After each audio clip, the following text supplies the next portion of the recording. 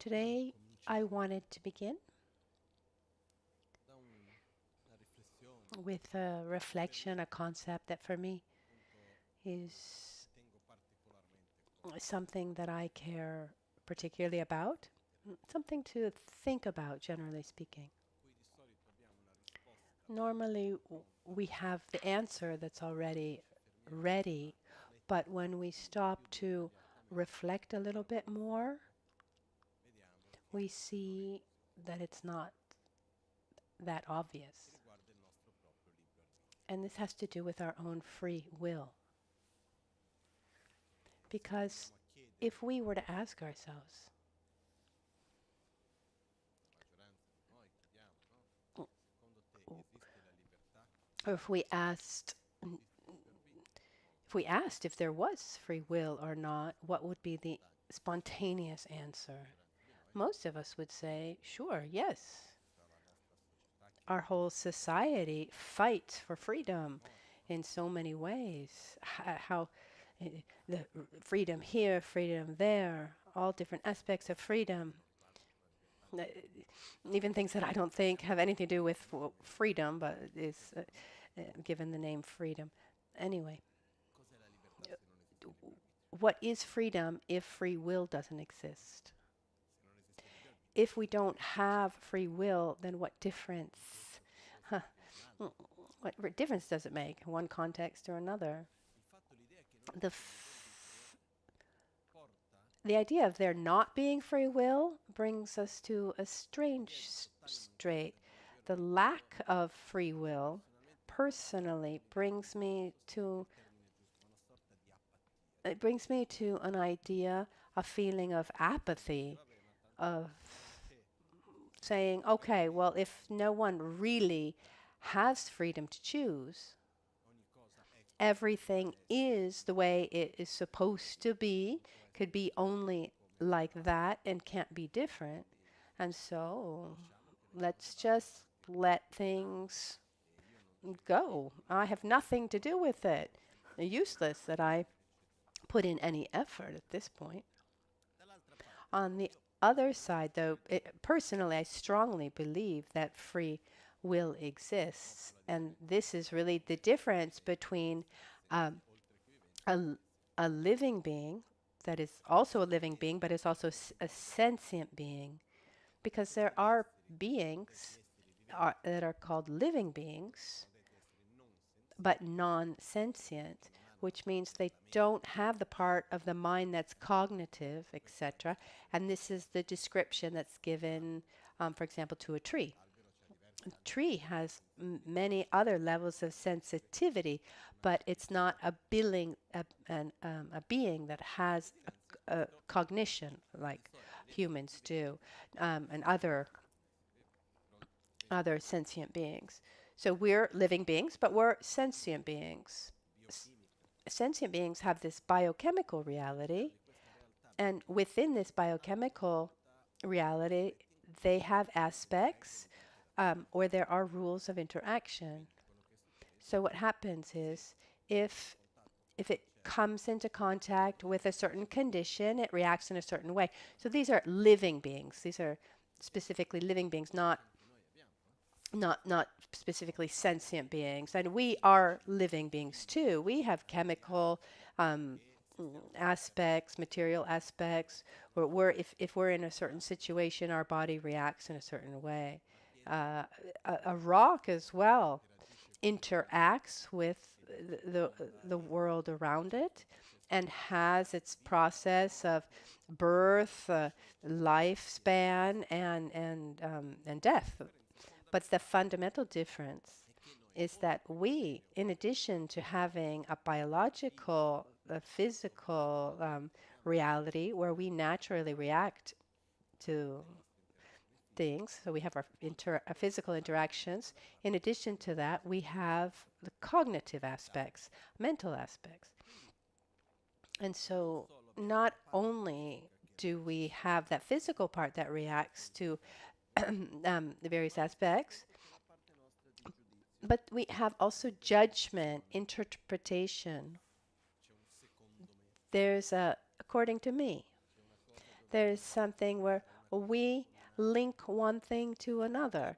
And within this, in front of our own experiences, in addition to the direct sensory experience, we add a cognitive, a mental um, experience. What do we add to this direct sensory experience? Our own projection, our judgment, our interpretation, if we want to call it that, of our own reality that we're living. Beings that have a cognition that is less conceptual are much more, they base the reality much more on instinct and much less on projection, because, tomorrow this and that and here and there, etc., etc. So on one side, as human beings, it's what gives us a marvelous potential, this ability to relive the past and to imagine ourselves in the future. This is what allows us to do grandiose things. But on the other hand, we suffer tremendously for the same, done badly. It's that story of the zebra and the lion in the savannah. I've told this story many times.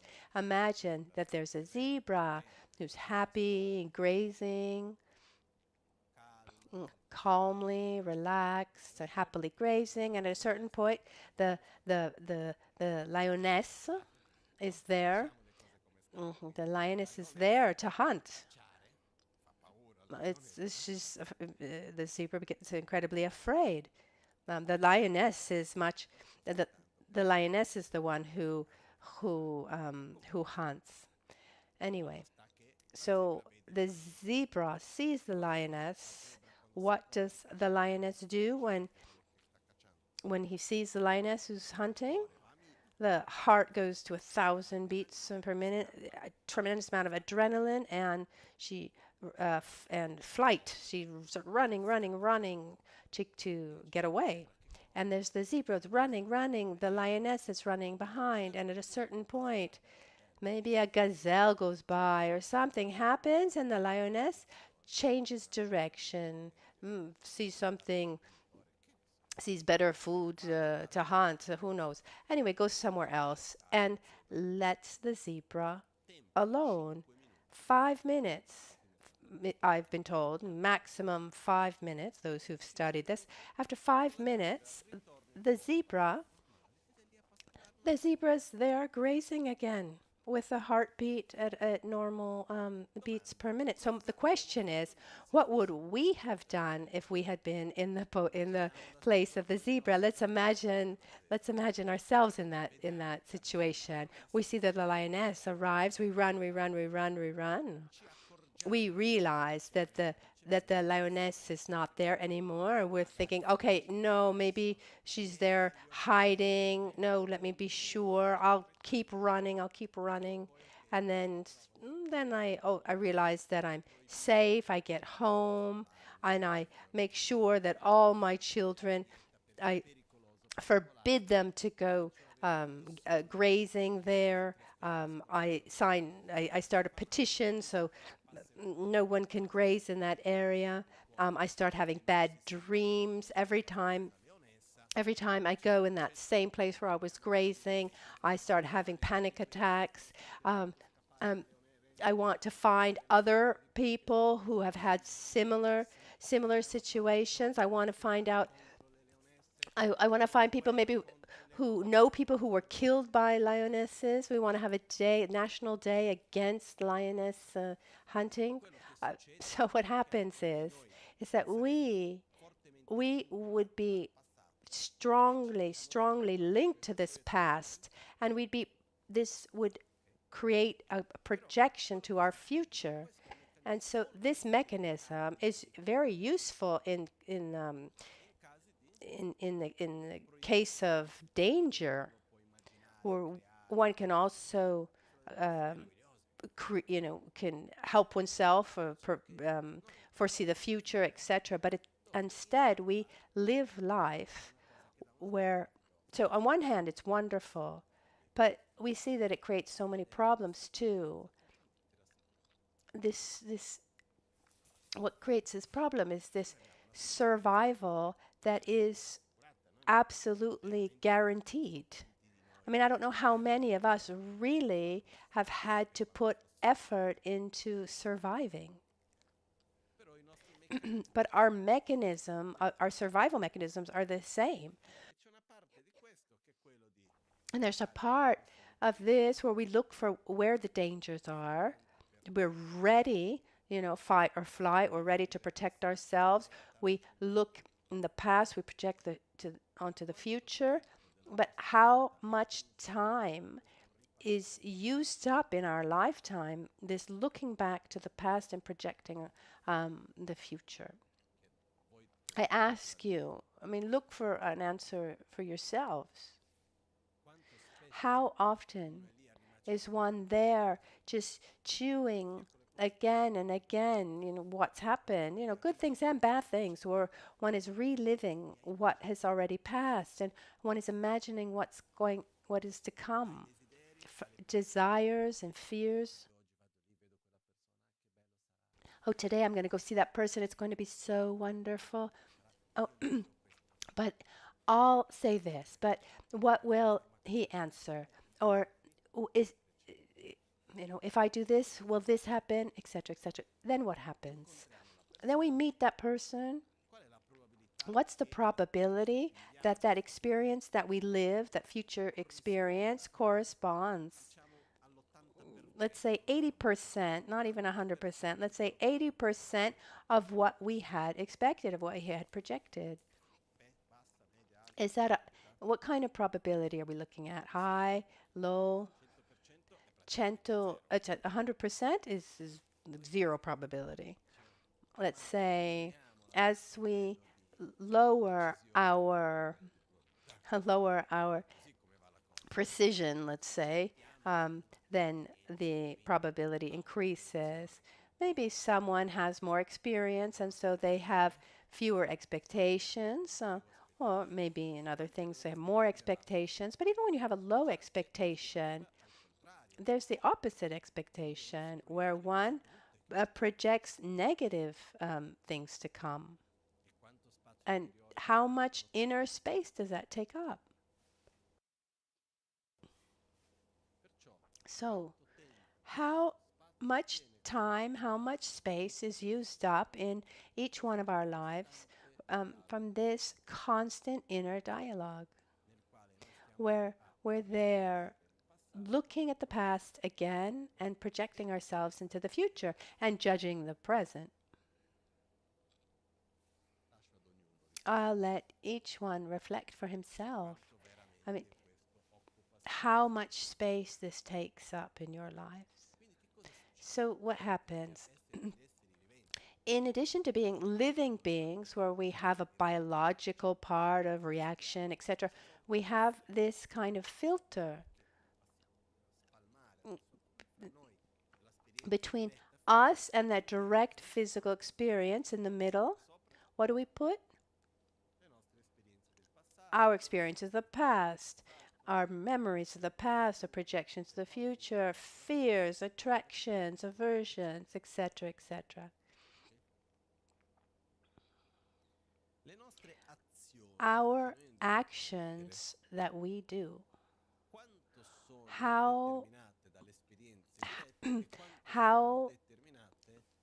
much are they determined by what we've looked at in the past, in our judgment, in the present, and what speaks louder, our direct experiences or our projections of past, present, and future? The projections. But it's interesting because that's where we can find our free will. Because in that realm of chemical reactions, let's call it like that, say what you want, but at the end of the day, you're going to act and react in that way. There's no other solution, no other choice. Because when we get into a question of our body and chemical reactions. You can be a great meditator, or or or a young adolescent. Your reaction is going to be the same. When the hormones are upside down, our reactions are similar. The reactions of the body are those. Each one lives them differently depending on one's own experience. But our our chemical bodily processes are those. We're conditioned by our DNA. We're conditioned by the place where we grew up and where we live. We're conditioned by the experiences that we've lived up till now. We're conditioned by so many things. I remember this psychiatrist friend of ours who said that among psychiatrists, there's a joke that said that what determines our mental health, it's by our it's determined more by our postal code than our DNA code, because they show, I mean, there are many studies that show that the social cultural context in which we grew up has a major impact on our mental health. So our zip code has great weight. But the point that I want to get to is the fact that in these thoughts of ours, in this veil between our experience and our senses, that's where we can find our free will. That's where we can find our freedom. I don't know if this is clear. I was reflecting on this a bit because yesterday, or was it yesterday? Yes, yesterday I had I had a moment of calm. I sat in the sun, and I picked up a book that I had enjoyed before. This book on the Greek Stoics. It's a text that touched me deeply because it's almost 80%, if not more. I mean, it's a text that is really consistent with. It's really consistent with Buddhist texts related to Lojong, mental training. I mean, if I weren't Buddhist, I think I would be a Greek Stoic. I wouldn't be afraid to say so. So the problem I found is that talking to friends of Greek friends or those who have studied this, the transmission of all of this, the history, it's been lost. There's the knowledge of the book and those who explain them, but there isn't the Stoic practitioner where you can go and receive teachings. And when there's when there's knowledge, but those who when the knowledge is there, but those who practice that knowledge is lacking, then then that knowledge loses its power. The one who knows needs to also practice, realize, and then also transmit, possibly in an uninterrupted lineage. If I were to make a commentary, if I were to make a commentary, for example, on this book, according to Buddhist point of view, that would be interesting. And there is this line of transmission that comes from the Buddhist line of transition that would be interesting. But anyway, this is just a side note. But an important part of this manual has to do with the question of free will. Because where is our free will, really? It's found in the world surrounding us, Or is it in our thoughts and then as a consequence within our own actions? Where is our free will, really? In our thoughts.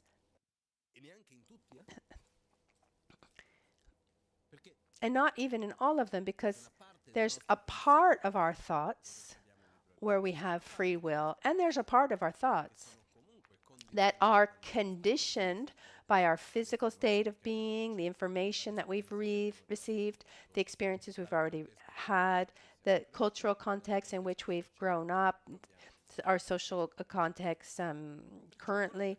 So what happens is, yes, there's freedom, but up to a certain point. We don't have an absolute total freedom where we could, from one thing, just make a radical choice or change. How many of you have understood something conceptually, but then putting it into practice is a whole different story? That's for everyone.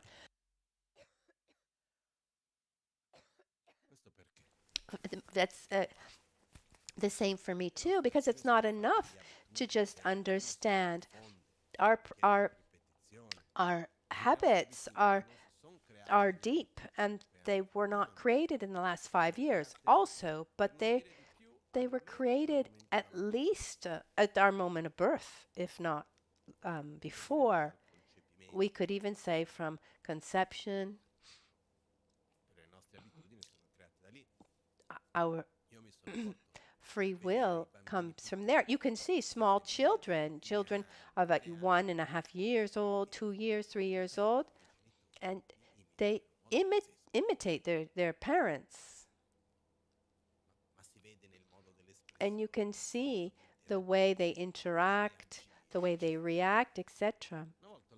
And once I read that the brain activity of a child from 0 to 6 is the most active that can exist. It's the certain states of learning, the level of learning of the human brain in the first 6 months, and then the first 3 years, and then the first 6 years.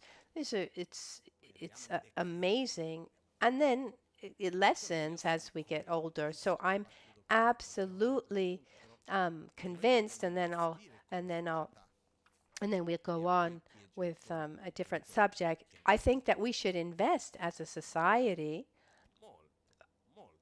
a lot more in the first years of kindergarten, nursery school, this early childhood, for 0 to 7 years old. Much more there compared to university. And I'm convinced about this, even related to professional results. Because today, when you go looking for a job, is the university you went to, is that important? Yeah, to a certain degree. But when you're there working, what's more important? Your technical knowledge or your emotional balance? I know people who, technically speaking, are very, very good, but because of their inability to relate to people personally, they lose their job. Instead, I know people who, on a technical level, they're not so skilled, but they have a great ability to learn and to deal with people. So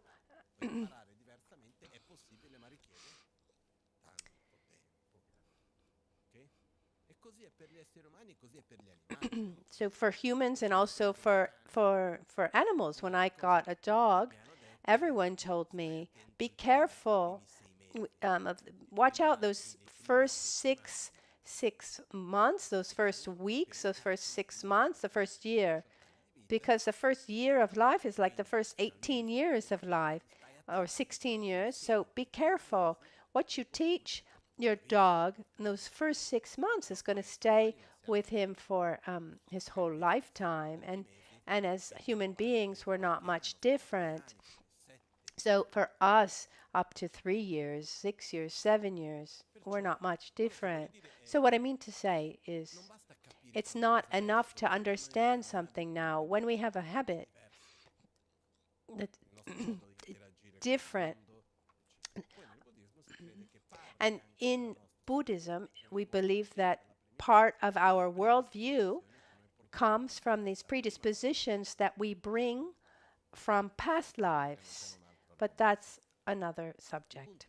The, my point is, in this present moment, because it's useless to go backwards, to go back. So if you have children, any of you here, invest in this first phase of life, home, at school, in any way possible. I think that it's really it's worth to give the best, remembering that we all learn, we all absorb everything we see, because wherever there's interaction, there's transformation. I transform according to the interactions, but the fundamental difference is when we have an experience for the first time. For example, imagine meeting someone for the first time. In those first moments, we're looking at the identity kit of the person. We're taking a photograph. Not a photograph, that's immediate. No, we're there describing. And then we conclude our identity kit. We make that final snapshot. And then the next day, next week, next month, we expect to meet that person. And years go by, and sometimes we're still attached to that image. And at the beginning, we adapt it a little bit, but over time, it stays like that. Imagine a child doing that with everything, with colors, with smells, with objects, with situations. He's constructing his worldview and emotional way of interacting, his own identity. All of this is building up, depending on, it's based on what he perceives, what he sees. So when we're close to children, we teach them much more by the experiences that they live with us compared to the words we use. There's this tendency to talk to children, to small children, as if they were adults. I mean, I talk to my dogs too, but that's so different. There's this joke. One says, "Oh, that person's crazy. I saw him talking to his cat, but this person's telling the story to his own dog." So what happens is, no, I think that there is a comprehension of intention, etc. But what is worth more than words is the presence, the example, the energy that one emanates, the things that someone does that has a much greater weight. We talk much more without words than with words, and during childhood, early childhood, this is particularly true. A wise and healthy society should invest much more in early childhood. And just to close this subject, I tell you that there's this friend in Brazil had created a school in Búzios. It's a place where they used to go on holiday, and they had 150 children.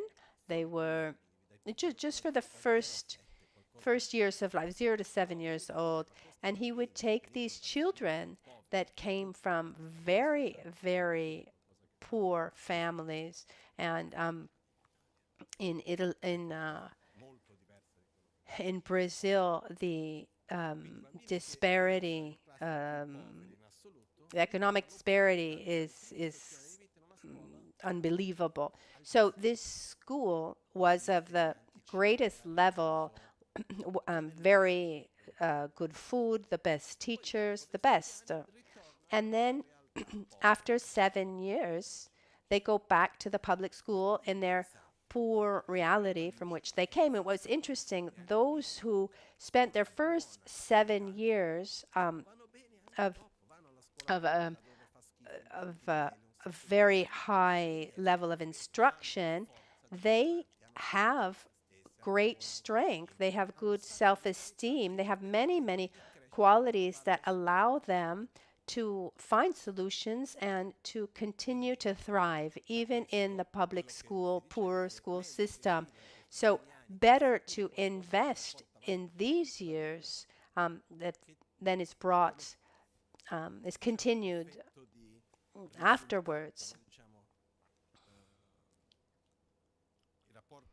So, so let's say that the energy you're trying to do the opposite is it doesn't give such results.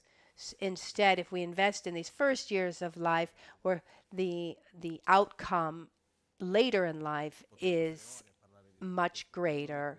So we could spend hours talking about this, but it's not my point for this evening.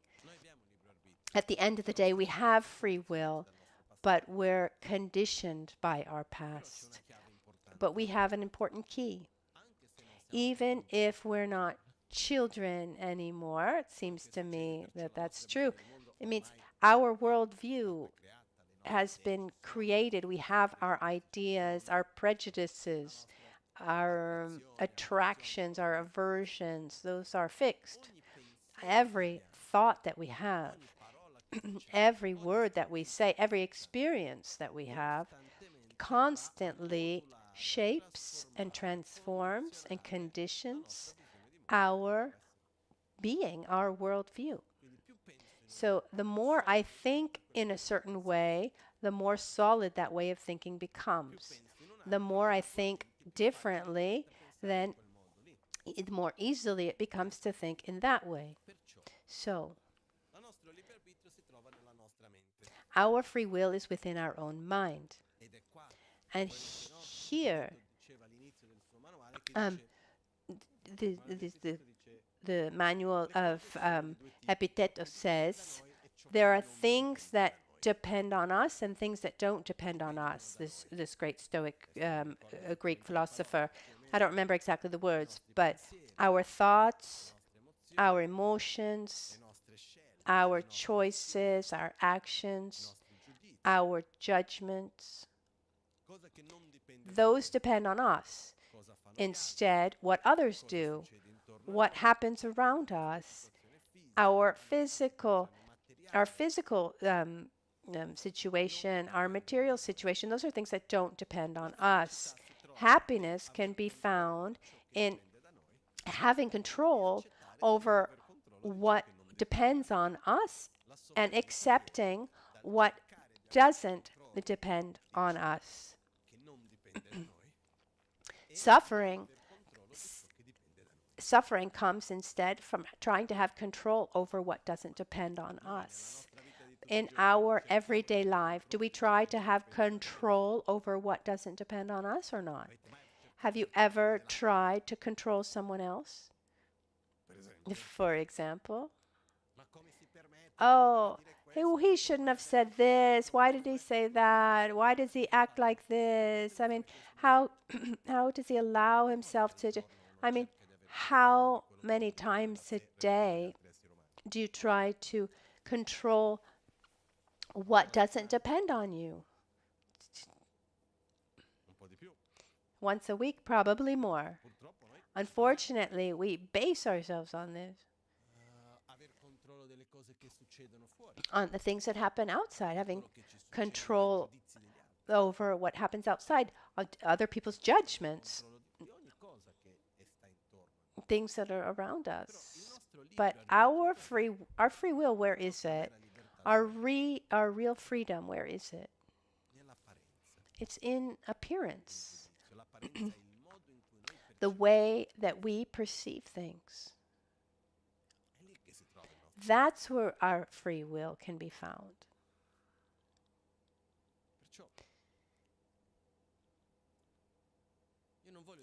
I don't want to say that what happens around us is not important.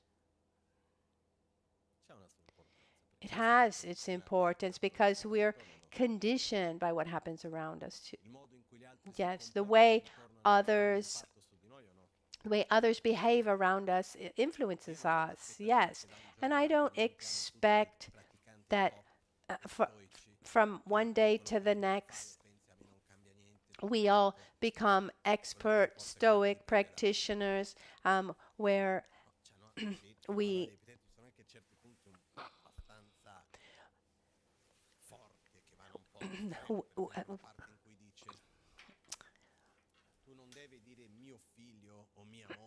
I'm not expecting that from one day to the next one becomes a perfect Stoic practitioner where one can avoid saying "my," for example.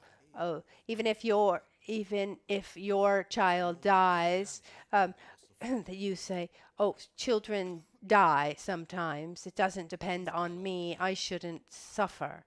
I mean, I understand the logic, but we have our weaknesses, right? We are conditioned. So if I asked you, are you conditioned? Are we conditioned by the world around us, how people behave? Yes, we are. And I don't mean to say not. And if I asked you, would your life be better if the people around you were always nice, balanced, loving, patient, full of respect, and wise, compassionate, balanced, satisfied, joyous? Would your life be better? Yes, I say yes. But our reality, what is our reality? That it's not like that. What can I do? Can I change someone else? Can I condition someone else? Can I put a shotgun to someone's head and say, you need to be more kind, you need to be kinder? Maybe in that very moment they try to be kinder, but it's not going to work. Have you ever seen someone threaten someone else? If you are not kinder, then this will happen. I've seen people be threatened. If you don't change in this way, I will do this to you. Or if you don't do this, I'll leave you. If you don't do this or that, then I'll do this or that. You've seen menacing threats. It's nothing crazy. It's quite normal. But the point is, do they work? If they don't. So what happens is, it's true that we are conditioned by how people behave around us. But I'm going to use a term that's a little strong.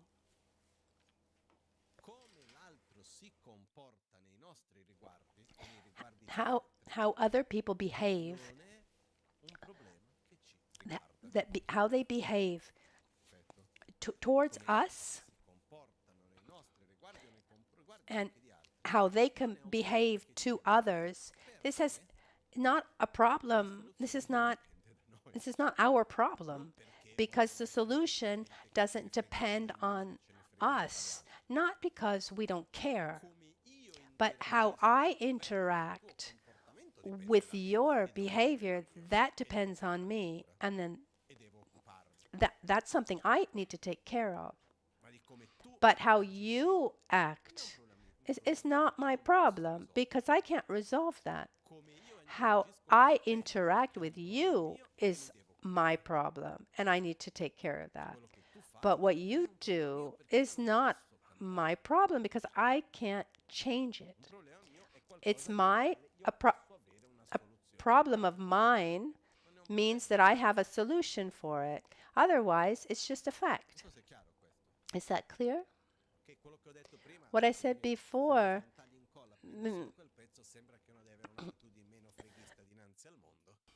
you know, if you just do a cut and copy, it sounds as if that we shouldn't care. No, I'm not saying that. What I'm saying that in front of your behavior, how I interact, how I live that, that's my problem, how I interact with you. But what you do, or what you don't do, how you are not, this is not my problem because I can't resolve that. Is that clear? If we're able to do this, then it's life-changing. How often have you been upset? Upset by how someone else behaved. It happens in two ways. I'm upset because you are not what I think you should be, or you don't do what I think you should do. And the second possibility is I'm upset because you do what you shouldn't do, and you are what you shouldn't be. And if you tell me that, I tell you I am what I am. I'm sorry. If you help me if you show me the sides of me that are harmful, that are not beneficial, then I can try to see them. I can try to see how I can better myself. But I'm a result of all the interactions of everything that I've lived up till now. I am what I am, as we all are. So if I need to be upset, if it's okay to be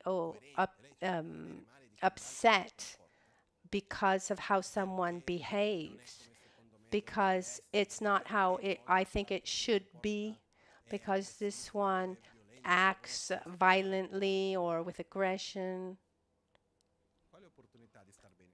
what kind of opportunity to be happy would I have?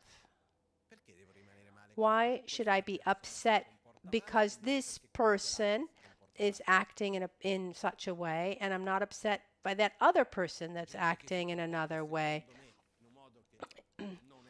So people, and the world is full of people acting in an unhealthy way. So it's right for me to be upset because someone is acting in unhealthy or in negative way, then my opportunity for happiness is null. But my freedom is not in how someone else behaves, but how I behave. In connection to his behavior. I can choose how to act. I choose how I see you, how I judge you, how I interact with you. And this determines how I live that reality and how I transform myself. So it's fundamental to clarify and to remind ourselves where our free will is. Living in a free world. There's civil liberties, there's the freedom of movement, free speech, many concepts of freedom. But nobody has the freedom to condition how other people act. But my freedom is found in how I choose to deal with how others act. And something that's fundamental here is this importance of having clarity that as we live our lives, as since birth, every experience that we have is constantly shapes, transforms, and conditions our being. Every experience, every thought. So, let's say that we find ourselves, for example, in a situation that we don't like. I need to go see someone. I don't want to be late. It's an important moment. I've been waiting a long time for this appointment. Just for example, maybe I'm going to a doctor. It's hard to get an appointment. It's very expensive. It was hard to get that appointment. I leave early for the appointment to be on time. And in the middle, on the way, there's a car accident and I'm stuck in traffic. And the feeling, how do we feel? How do we feel? We're frustrated, angry. This is not fair. It shouldn't be like this. But why? Why here? Why there? So what am I conditioning here? What am I familiarizing myself with? With a feeling of victimization. I'm the victim of the world. I become more nervous, more frustrated. And then I'm going to react somehow. I need to let go of this. I need to let go of this negative energy. So I let it out on someone else, and then that person will let it out on someone else. So here I'm in traffic. Let's try to see something, first of all, that the fact that there's traffic in front of me, is it a problem or is it a fact? In the sense, do I have a solution? I can stop the car and walk. I've seen people do that before. That's possible. I thought about doing that once too. I was going from Albagnano to Malpensa, and I needed to. I had a flight to São Paulo, and there was a ceremony. I was receiving this prize, and anyway, there was. It would have been terrible to not be there, but the highway was blocked. All the cars were stopped. People were standing around their cars. There was some problem in one of the tunnels. There was nothing other to do than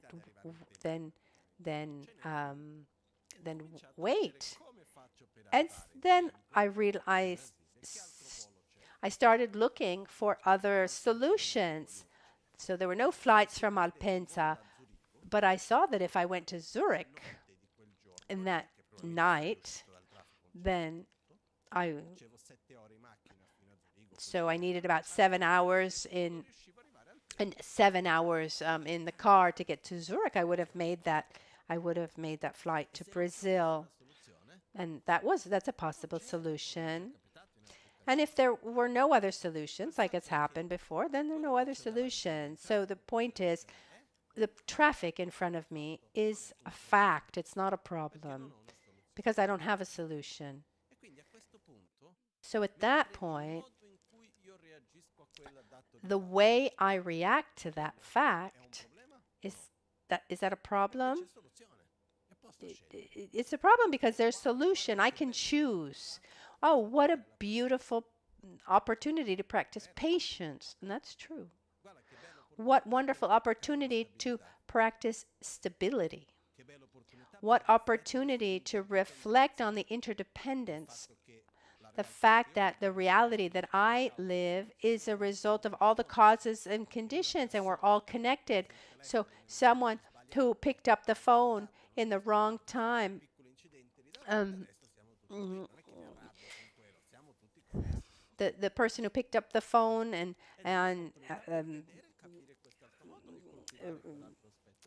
in the wrong moment and had a car accident and created this traffic jam. We're all connected. So I was, I actually, in that case, I was able to take that flight in the very last second. They were closing the check-in, and the lady, she let me board. But how I react to situations, that's where I can find my free will. If I'm in front of someone who's angry with me, that can happen. The fact that the person is angry with me, the person's already angry and is there. That's not a problem, it's a fact. Also because normally when someone is already angry, is there a button to push for that person to stop being angry, or do you need to wait for all the fuel to be used up? Is there a button that says stop, or is it do you have to wait for the flames to die out? It's it's like the it's like the it's like the little commercial before a video that you have to watch it for those few seconds. It's just going. Yeah, there's no stop before you can hit skip. So it's my choice how I act in front of your anger. I want I want to come into contact with your anger. I want to see your I want to see your anger as a manifestation of of request for help. So I see it with compassion, or maybe I don't react at all. I feel indifferent because I don't want to connect with your anger. It's an opportunity for me to learn that it's better to avoid talking about certain things in certain moments. Oh, okay. Now I'm learning, and now I need to be careful. Do I want to use that moment to learn how to have more balance, more patience, inner balance? Because patience doesn't come from one day to the next. If you have it or don't have it, it's like a muscle and needs to be trained. Patience is our ability to not react with aggression. First level physical, second level verbal, third level mental in front of an object of anger. But one needs to train in patience. So when I'm in front of an object of anger, it's an opportunity for me to train in patience. It's a reality. So you can see there an infinite ways, different ways of reacting. And it's not about not caring, as saying, oh, there's nothing I can do with the world around me. No, in front of a situation that exists. So in how many different ways can I interact with this situation? What's the way that is best for me and best for those around me? We have this freedom. We have this possibility. Obviously, it needs to be sincere. Even if it's not sincere but artificial, that's fine too. Because it's only acting in an artificial way that it then becomes natural. When it's like when changes a social context, so work or school, and it start acting with new people, then start maybe starts talking in a way that didn't do before, showing interests in things that before he wasn't interested in, for example. This is artificial, maybe. It's a little forced at first, but then maybe the person becomes even more fanatical than the others. So it's important, even sometimes jokingly, we say it's better to be an artificial altruistic person than a spontaneous, natural, selfish person. So being artificial doesn't mean being false. Being false means I show something that I don't feel. I want to show the world that I'm patient, but I'm not patient. I want to show the world that I'm kind, but I'm not kind. That's false.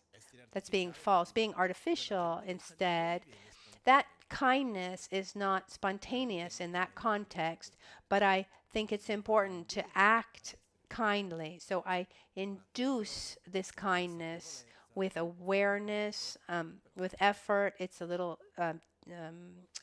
difficult, but once, twice, three times. But if it were false, then one would explode.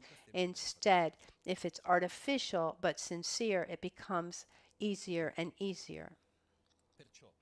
So, in our judgment is where we can find our free will, where we perceive this appearance, this illusion of reality, because reality appears as being objective. We talked about this last week. Instead, nothing exists independently from myself. So the way I live it changes its own nature. We can give thousands of examples. Situations that seem initially bad, but then we see that they're positive, or vice versa.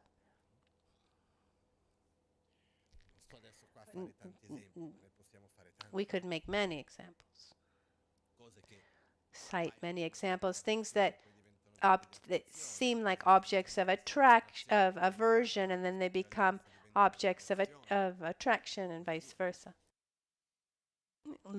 Looking from different perspective. So the way we see things changes reality. And here there's a key here. I want to explain it better because it's important. Every action that we have, every experience that we live, as we said before, gradually shapes our being. How do I want to transform myself? What characteristics do I want to learn? Do I want to be the victim of the world? Do I like victimizing myself and being a victim of the world? No, I don't. I don't think that it's good for me. It lowers my self-esteem and lessens my ability to know how to react in the right way. So when I victimize myself, it's not positive. So if I'm in front of a situation where there's traffic or someone's angry and I'm upset because of that, I am victimizing myself. Because I'm saying, I am upset because you are doing this, or because this is like that and it shouldn't be. I'm familiarizing myself with that. Do I want to be a nervous and reactive person, or a joyous, stable person? I want to be the second. Do I want to be a satisfied or a dissatisfied person? Do I want to be a loving or an aggressive person? So egocentric or someone who's able to include others as well? It's fundamental to clarify what kind of person we want to be. And we've said this many times, and I'll repeat it as many times as necessary. We need to describe what kind of person we want to be. And we need to train in those, train as if they were exercises,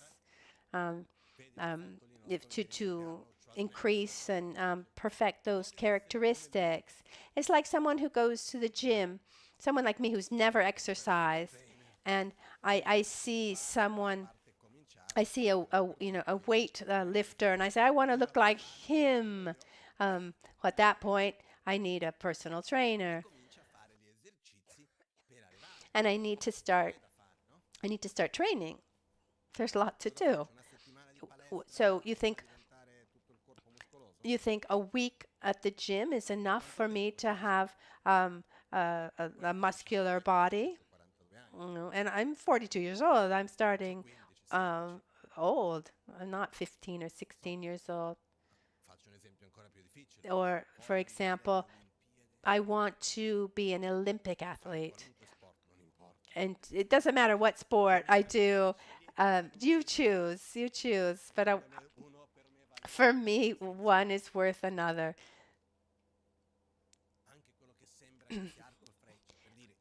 Maybe bow, bow and arrow. But what's the point here? Is it enough to train for 1 week? What do we need? We need an objective, clarity, training, and constancy. And the training needs to be consistent with my objective. I mean, if I want to train in, bow and arrow, I can't train exclusively in, leg muscle exercises. If I want to be a patient person, satisfied, balanced, joyous, etc., I need to train myself in those things because our mind is like a muscle. Even on our cerebral level, our mind, our brain develops the characteristics that are used. And on a side note, I'm not against technology. I've always liked technology, and I continue to be fascinated by technology. But artificial intelligence worries me because what would happen with our ability, our mental ability, our ability to judge, and emotional abilities? What's going to happen when we stop using these aspects of our own mind? It's not about, taking one content and adding another. When we stop using this ability, what's going to happen? Okay, our mind is like a muscle. The more we use one part of it, the more that part develops. And the more I react in a certain way, the more I train in that reaction, that mind. So what do I want? Do I want to be a patient person? How can I train in being a patient person? By generating patience. Because to train in patience, I need to generate patience. At the beginning, it's difficult. I need to do it more and more and more until it becomes absolutely natural. But how can I train in patience without an object of anger? Patience is the non-reaction of aggression in front of an object of anger. If I try to train in patience without an object of anger, maybe I'm training in the idea of patience or the idea of wanting to be a patient person. And that's when there's this story of a monk who was on retreat.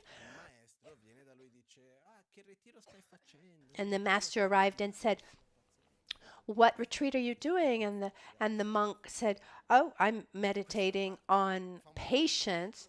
And his master spat in his face, and then he spat in his face, and this monk, and they took a step backwards because he knew the monk wanted to hit him actually. And the master said, "Remember, when When you, without an object of anger, you cannot practice patience. There, there are there are past practitioners that would look for extreme situations to test their patience. I'm not sure that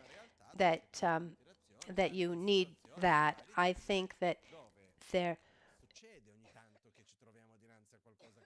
there are enough situations, enough enough objects of frustration or anger, so we don't need to look for any more. So if I am in a situation different from what I'd like, or let's say I have this object of anger in front of me, what opportunity do I have? I can react spontaneously, becoming nervous, and I familiarize myself with anger and nervousness. Or I put effort into training, into acting in a healthier way. But what's important is, as I'm training, generally when we when we talk about physical training, is it pleasurable or difficult? I've never done it. I imagine that it's tiresome. The the the only exercise I've ever done is walking in the mountains. I really enjoy, and it's tiresome. At the beginning, it's difficult, but then at a certain point, you get in the rhythm. Um, I remember um, some walks I took with like a 400 meter this level altitude shift. I remember at the beginning I'd have to stop and my heart would just be burning and I was out of breath. But little by little it was easier and easier. And then at a certain point it becomes really pleasurable where you you know you want to get to that other part of the mountain. You're giving meaning to what you're doing. It's and so that that um, fatigue is worth it. And I imagine if someone is training for the Olympics or something of this, then one, even if it's tiresome, it's much, even one has a great objective, and so it's not as tiresome. So when I'm in front of that person who talks in this way, um, but I remind myself that I'm training in patience. I'm I'm training not to walk in the mountains. I'm training to become a balanced and a patient person. Wow, how wonderful.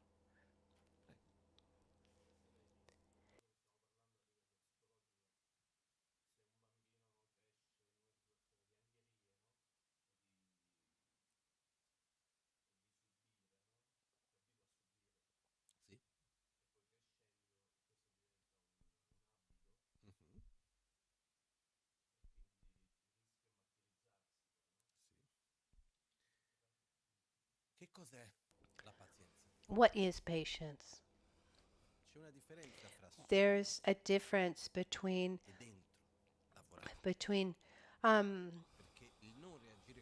not not reacting with aggression in front of an object of anger. It can be on a physical, verbal, or mental level. Normally, when people have lived situations of violence and have no, and are not and then learn to not react, um, it doesn't mean that they're indifferent. If they're living heavy, difficult situation, and they don't have the strength to fight or to run away. Because when we have a ability to fight or to react in a difficult situation, run away, for example, then we're not blocked in that experience. We're not able, when we're blocked, it's a trauma. So what happens is when I have a habit to not react when faced with difficult situations, but I live the present based on my past experiences. So not only am I living what I'm experiencing now, but I say, oh, you see, my whole life was like this. Even if we're not thinking that, but we're connecting emotionally to that.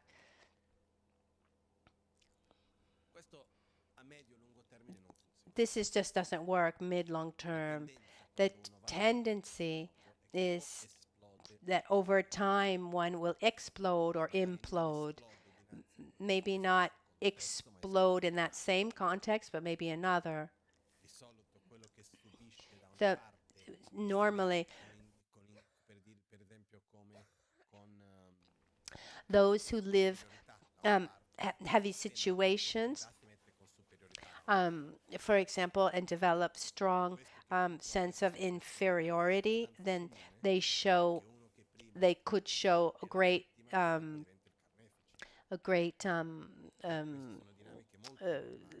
show great signs of superiority in others. So the one that was the victim then becomes the bully, for example.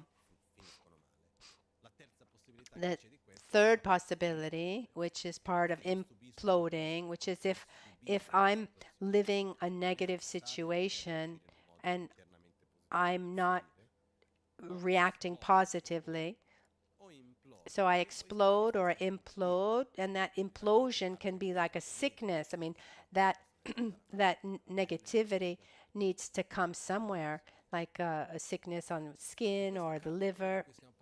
But what we're talking about now, we need. Thank you for the question, because that connects us to this. Sometimes there's this feeling that acting patiently means, okay, I'm not going to react because I'm patient and I'm just going to suck it up, basically.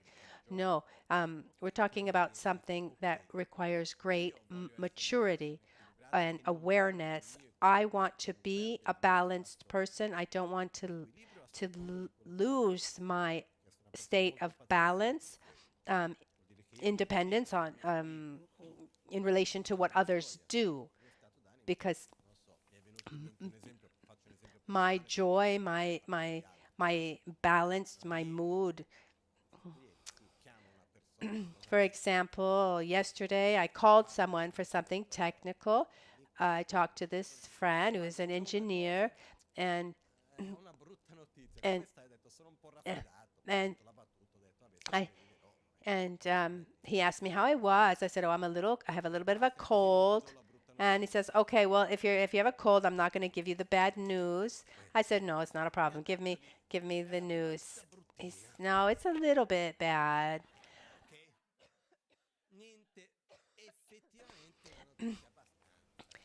Actually, it's news I'm used to, and then I learned and then talking to someone else who was involved in the situation. Okay, so that house, or what is it? I mean, I'm fine. I mean, that house apparently has some problems that we'll face. So the patience is, oh, there's something terrible that happened, and now I can't react. No, patience is about having inner space. Okay, there's a fact. I'm going to choose how I want to react without getting into the dynamic of violent or aggressive reaction, which doesn't mean that I like the situation. For example, without getting into details, that the first thing, the the the technician, the engineer was really looking for the one to blame, um, saying like, well, the people there before, what did they tell you about this situation or house, whatever it is? So, um, so I said, I take responsibility for it. Let's just resolve it directly. But patience in this case is about not losing one's own balance, one's joy, one's own sleep. But one needs to train in this. And how do we do that? By starting with smaller things, easier things. Because our tendency, obviously, if I'm used to react in a certain way, I will use use that way of reacting and apply it to all situations. But there's some that are easier for me, and others are more difficult. And there's this joke in in Portuguese is how can you eat an elephant by cutting him up in many pieces? I don't know if that's funny. And we can make a more vegan example that so the the image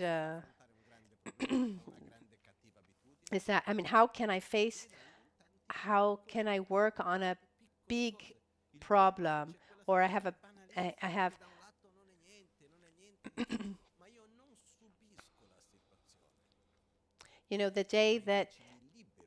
the day that we have a problem, I see that I don't need to suffer for that situation, but I'm free. I can find my freedom in that situation.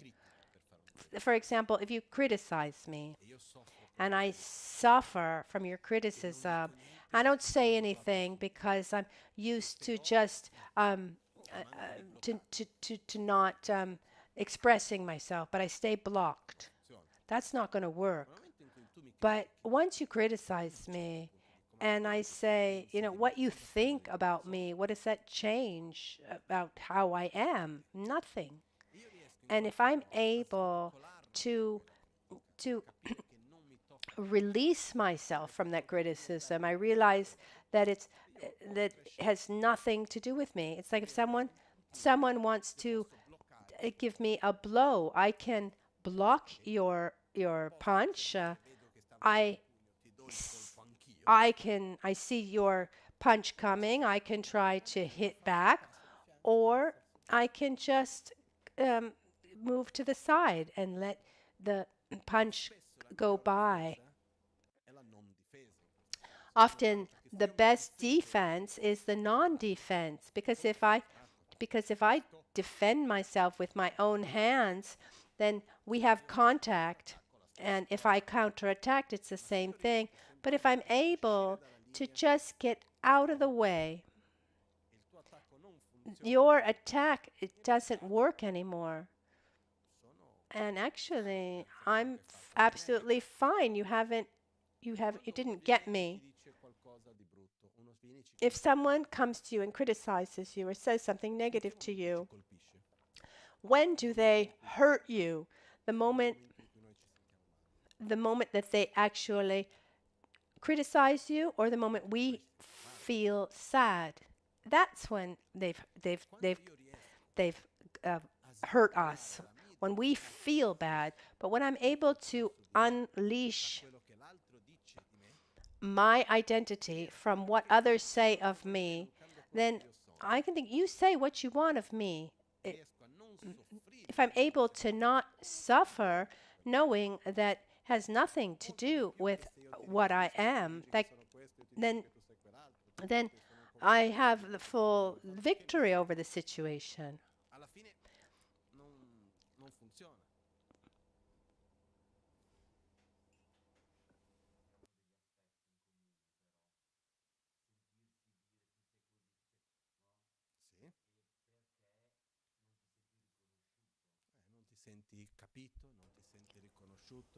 Maybe you don't feel understood.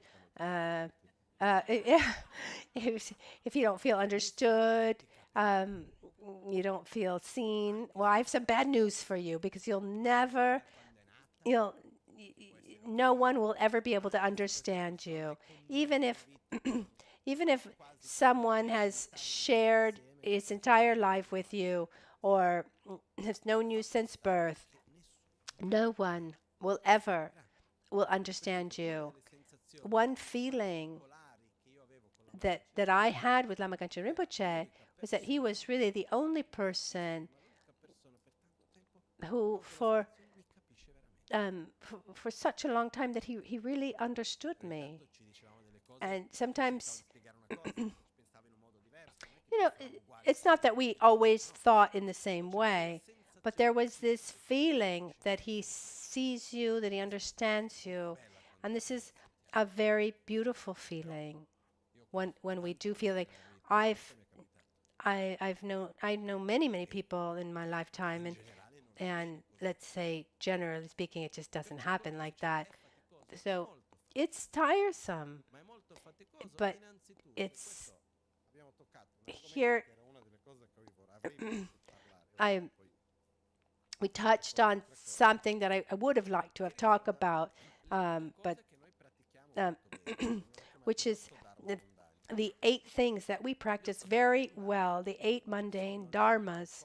These are 8 things that we all practice without any effort, and it would be better to not practice them at all.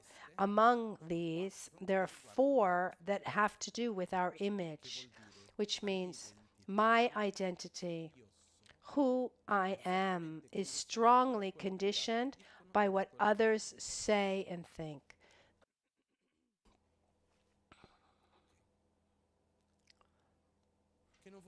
Which doesn't mean that we shouldn't care.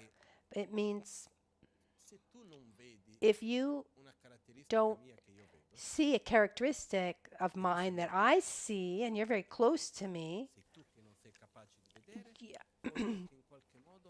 are, are you not able to see it, or have I not been able to adapt myself to show you? Because it's happened to me, for example, to realize that someone was upset by something that I had done, something that I had no intention whatsoever to hurt that person, not even remotely, but my way of acting. So even if my way of thinking was absolutely correct and consistent, even looking back, I'd say, yes, I did the right thing, but I hadn't understood a part of the interdependence where my action interacted with that other person that brought that person to be upset. It seems like a joke, but I was here at the I I was here near Milan at the University of the like old old age and or senior center, the university senior university. And this lady, after I spoke, this lady came up and she said, "How is it that you're so arrogant? We're here with so many problems and so much suffering, and you come here with your peace and your happiness." I would have never ever thought that, but actually, I mean, if somebody is suffering and you go next to that person singing and playing, it seems like a lack of respect and consideration, as if you not realizing you're not taking into stock that the suffering. And that was a good lesson for me. But it's happened to other times too. But I realized later, because people had the honesty to tell me, that this and that, and people say that then they were upset about it, and our tendency is to to act defensively, where we say, "Oh, I didn't mean to hurt you, and I did this and I did that," but then we just should take a breath and say, if my behavior hurt you, I'm sorry. I want to learn from it so that I can have more attention. So if you don't see a characteristic of mine, it's either because I haven't found the way to show you, or because it's something that you're not ready to see, because what you are today doesn't allow you to see it.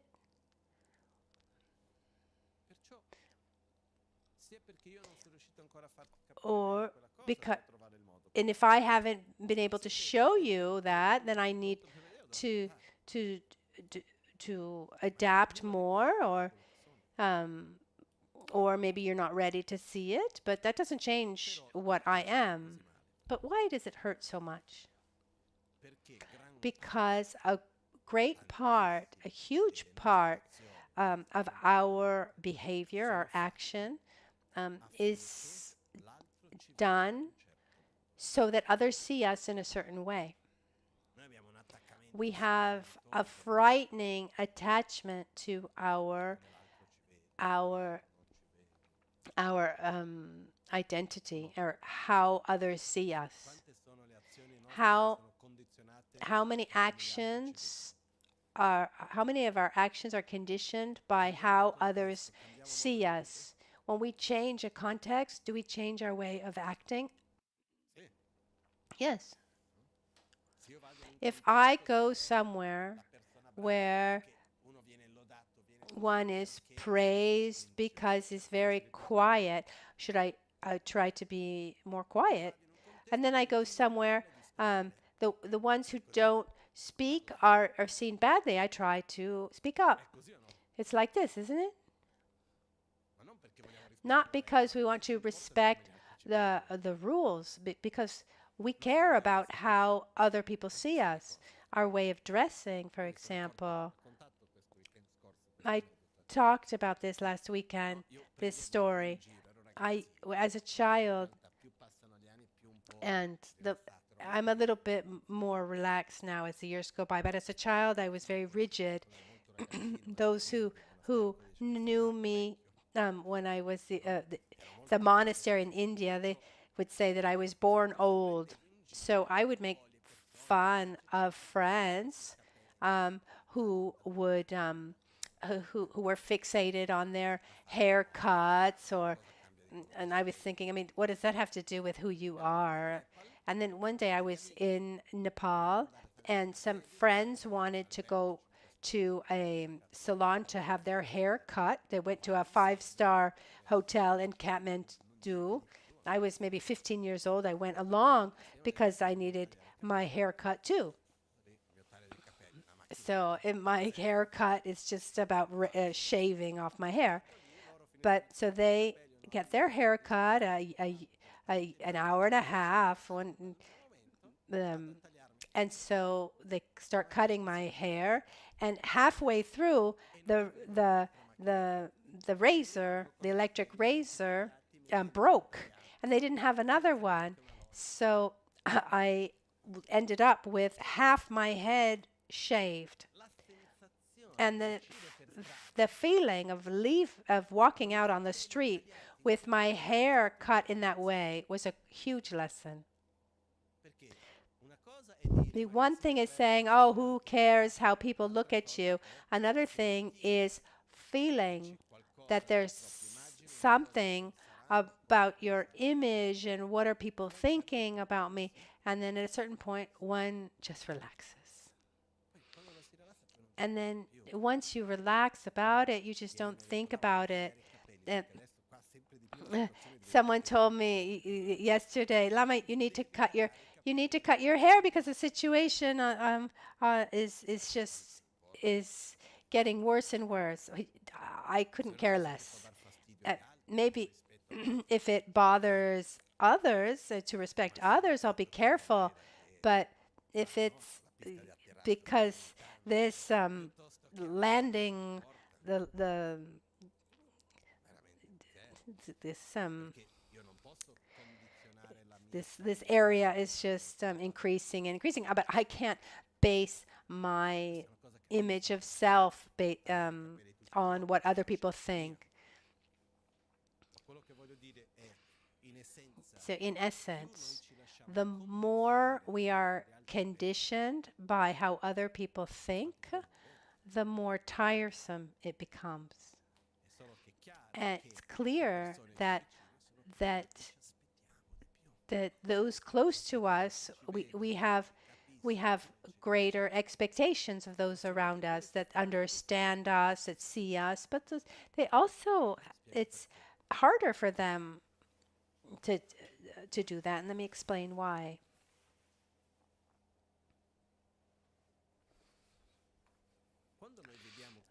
When we see something, as we said at the beginning, we take a kind of snapshot, that identikit, the initial identikit. The person is constantly changing day after day, but they're not drastic changes, they're gradual changes. And we stay attached to that image that we created, and we relate to that person through the image that we have of the other. So I met you 30 years ago, and 30 years ago, along these 30 years, I've created an image of you.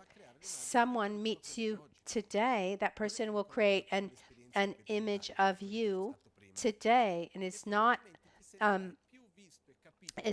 enchained, let's say, by the experiences of 30 years past. And maybe you feel even closer to that person that you meet today, because the ones who've been with us for 30 years, we are the accumulation of all the experiences of these past years. You are not the person today, but you are the person I can't trust because you cheated on me, or you're the person who lied to me that time, or you did this or you did that. But you say, oh, well, I've changed. Well, who knows? So what happens is so on our side, we should try not to do that with others. And then if this is the normality in which we live, we shouldn't expect others to be different. Instead, try to build a different experience, build a different identity. And one of the most important things in all of this is to not condition our happiness and our stability by many factors that don't depend on us. And one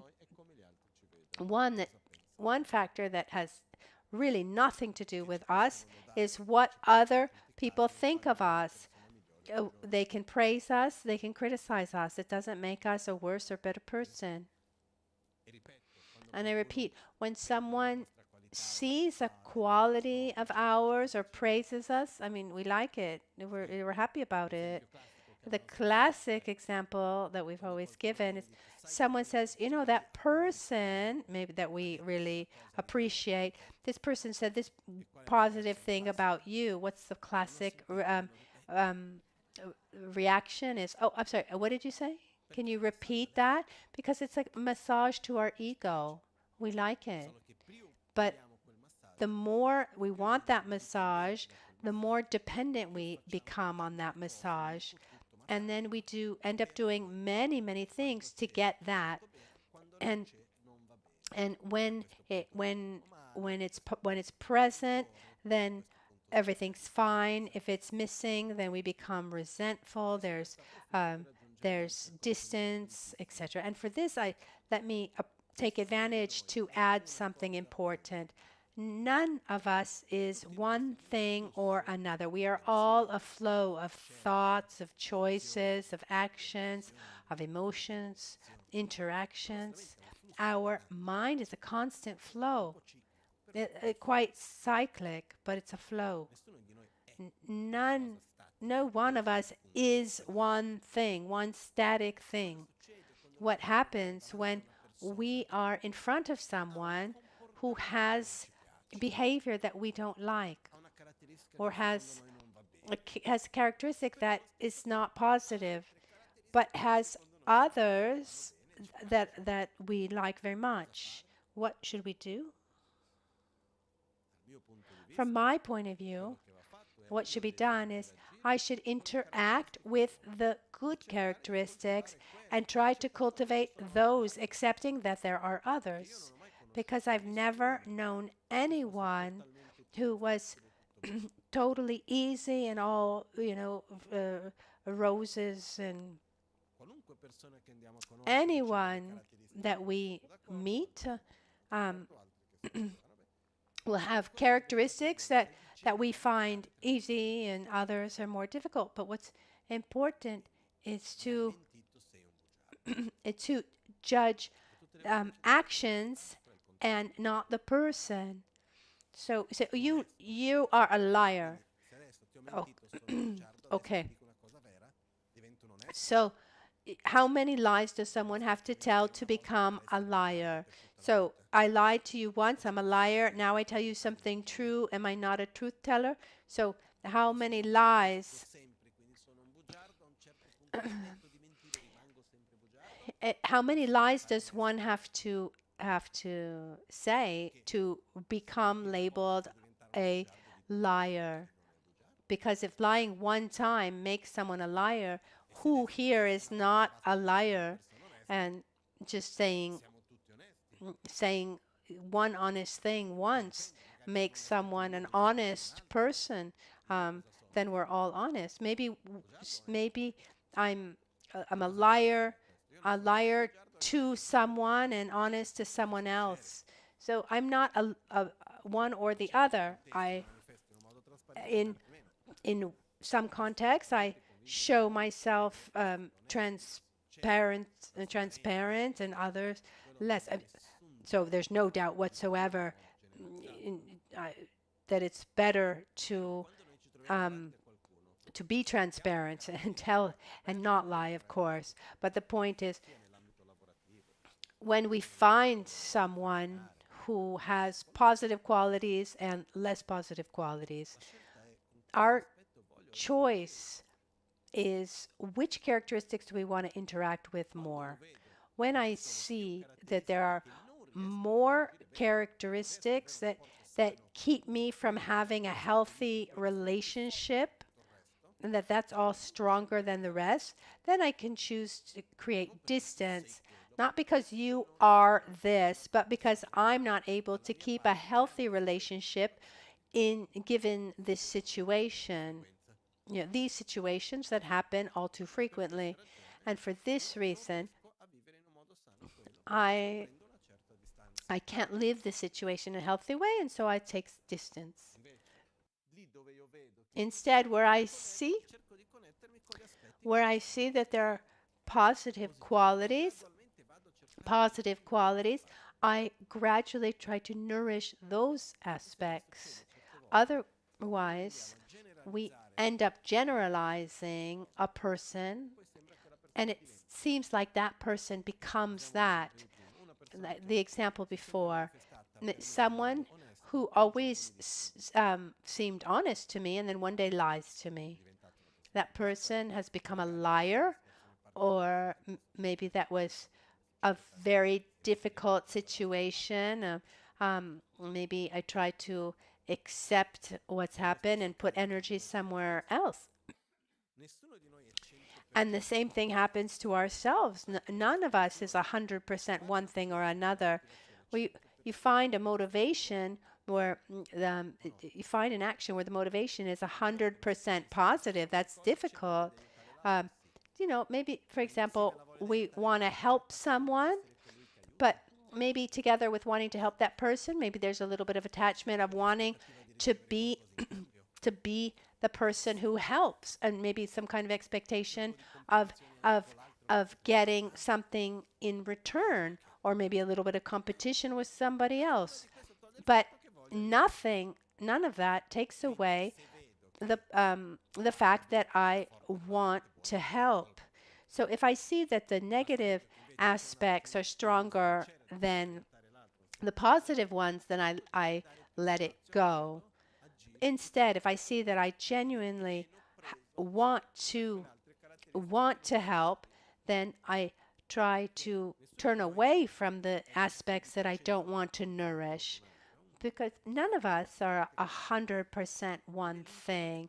And here, we can give possibility to the positive aspects to grow. So to conclude, in every situation that we live, let's remember that it's a moment of training. The training is constant.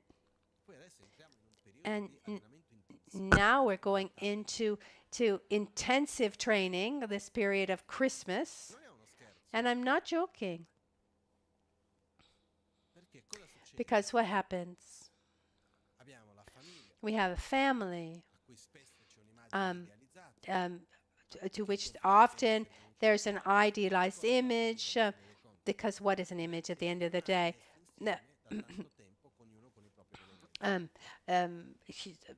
A group of human beings put together for a very long time, and each one with his mental defilements. With all respect to a family, I'm just generalizing, but I've never seen a perfect family. This idealized image of a family, where one says, "Oh, this shouldn't happen in a family." Okay, I agree. Better to avoid this. Brothers or siblings shouldn't fight. It happens. It would be better not to fight. I agree. Not only among siblings, but among anyone. But when we have this idealized image, and when there's a context where, sorry, excuse me, the context, but where this is where our happiness is imposed, right? We're all together. We do things, beautiful things, to stimulate our pleasures. So we eat good things. We have gifts. But this doesn't always mean that the aversions or the tensions or the past pains, maybe no one ever takes the time to face any of this.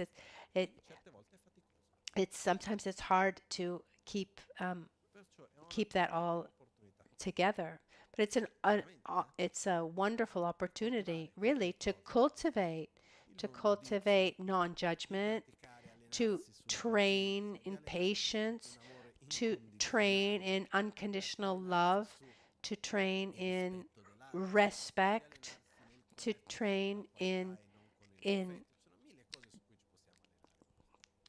connecting with people's qualities and not their defects. But if I'm able to see the processes that I live as an inner training, it's like if I get home after 4 hours of traffic after having missed that appointment, and I say to myself, wow, what a training I had today. I was able to maintain my patience. The day went really well because I did something important for myself. It's difficult. Inside, I'm all sweaty and tired. I need a nice shower. But I did something meaningful. So if we if we think about training in our qualities, and let's remember that it's not like going to the gym. Okay, now I'm going to train this muscle or that muscle. I already have my routine, and there are routines like meditation techniques, but then there's the training of daily life that you can't program. But what you experience, it's important to recognize what opportunity is this? What can I train in this? And it needs to be sincere so that we're actually training in developing a quality. And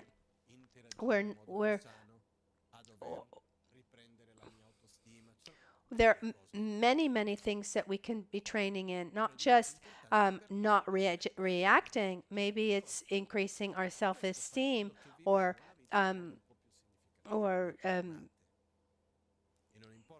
improving our inner balance.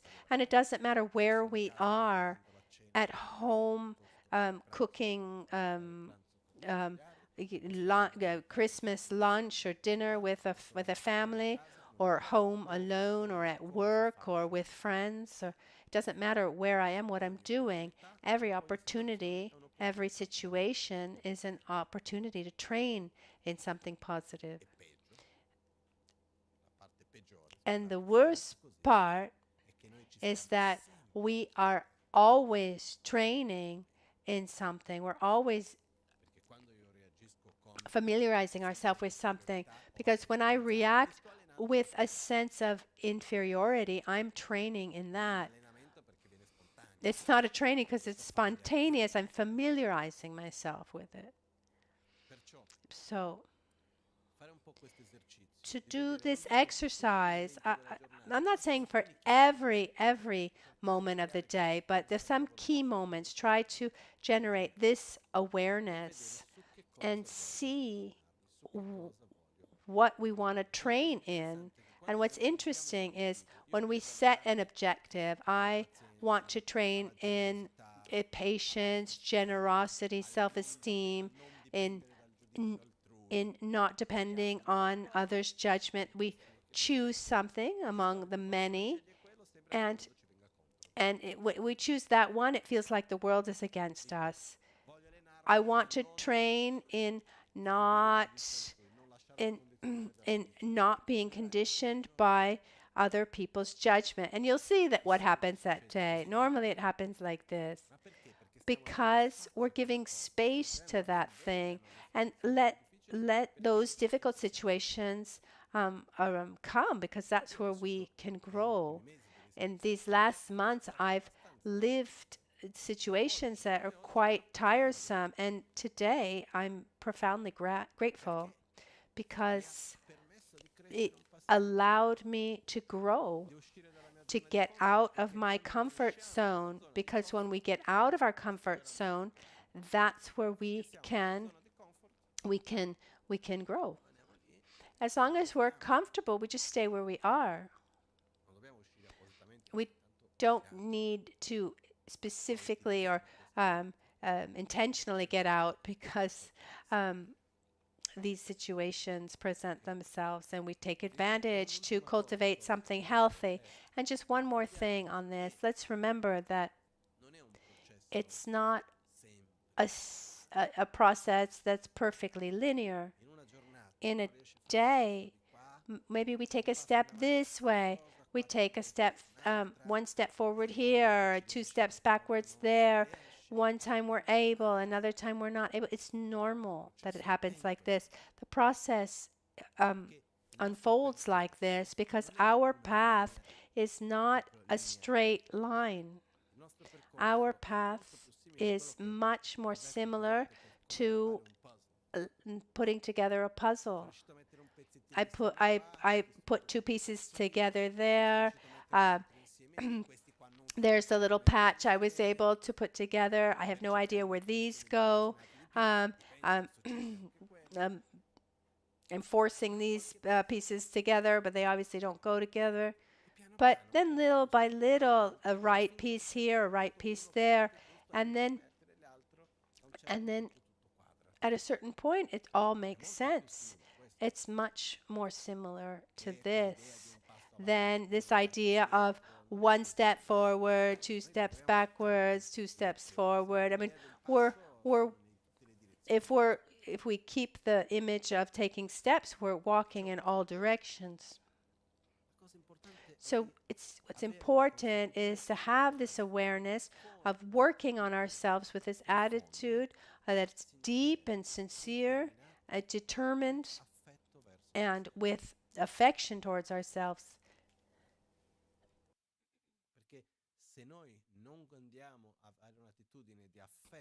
Because if we don't have affection for ourselves, I'm convinced that the path just doesn't work. Affection also means being strong and strict with ourselves, looking at ourselves in the eyes and saying, stop being so silly, because I love myself, not because I'm bad. With this affection towards ourselves, it means doing what is good for me. And we really need to work on this. Otherwise, we have this tendency of feeling guilty for this, and I should do this. And Lama said I shouldn't condition myself based on what other people do and other people say. That we shouldn't be there feeling guilty. We need to treat ourselves with affection.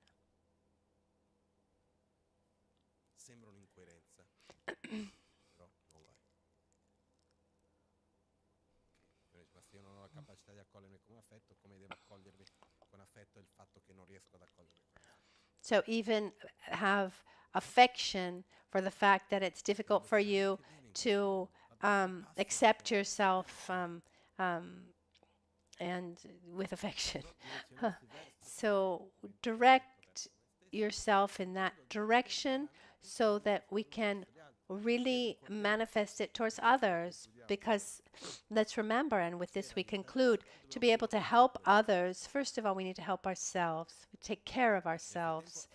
In the meantime, we do everything we can to help others in every way possible, but we need to take care of ourselves, and one thing doesn't exclude the other. It includes both. They're not two parallel opposite things.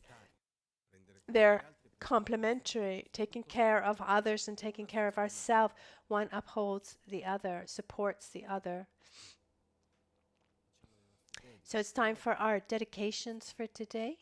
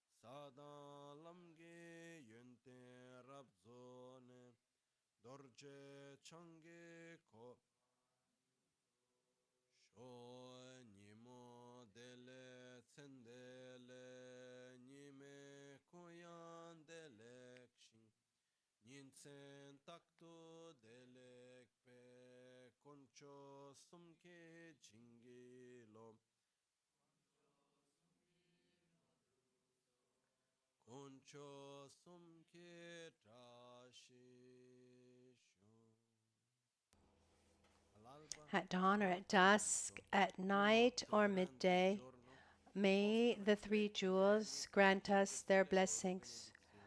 May they help us to achieve all realizations and sprinkle the path of our lives with various signs of auspiciousness.